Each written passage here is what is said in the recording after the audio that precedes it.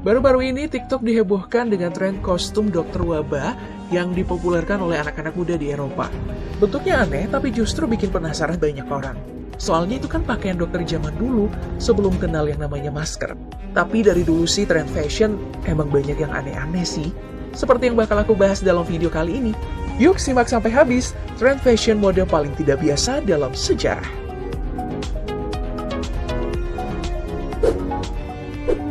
Kita mulai dari kostum dokter wabah alias Black Doctor nih.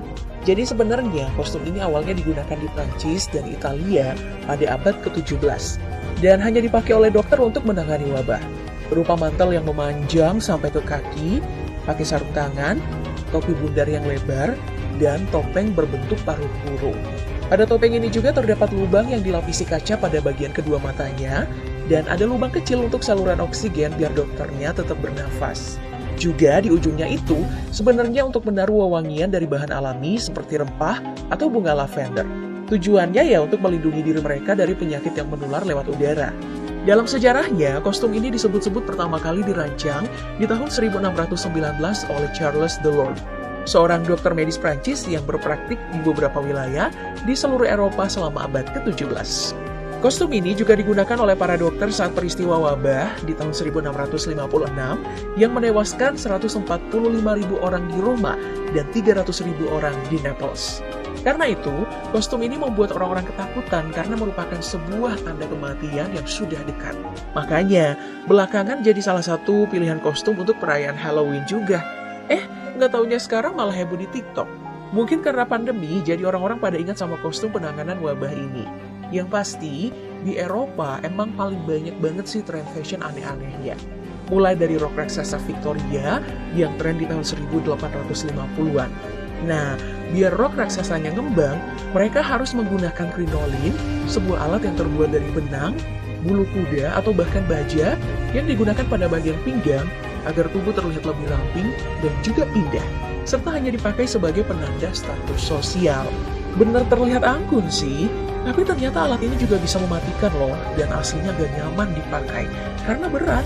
Dulu ya, ada seorang pernah tewas gara-gara gak bisa nolong dirinya saat ke bawah air laut akibat krinolin yang berat dan bikin dia nyangkut.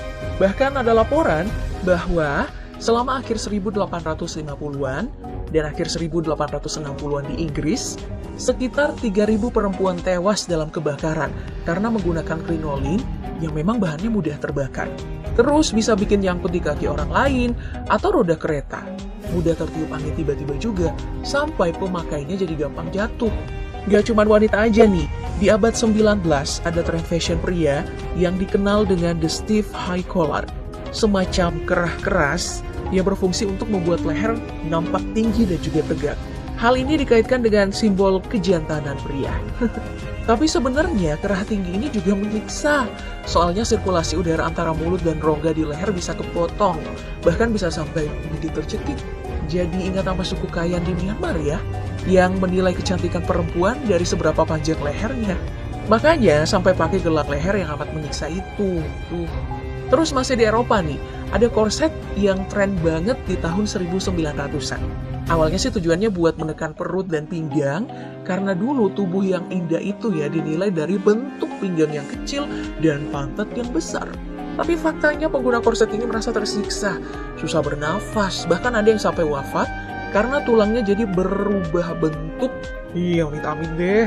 Lanjut, di tahun 1910-an, tren fashion anehnya ada hobble skirt, yang sekilasnya terlihat keren tapi ternyata juga menyiksa pemakainya karena ketat pada bagian paha sampai betis, jadi bikin susah gerak. 10 tahun kemudian ada tren baru yaitu baju renang berenda ala-ala dress gitu. Cantik sih, tapi bikin penggunanya malah jadi susah berenang. Ada yang lebih aneh lagi nih. Di tahun 1930 hingga 1950 sempat tren yang namanya bullet bra alias bra peluru, atau nama lainnya bra torpedo. Bra semacam ini semakin populer berkat aktris Hollywood, salah satunya adalah Marilyn Monroe, dan tidak lagi tren sejak doi tiada.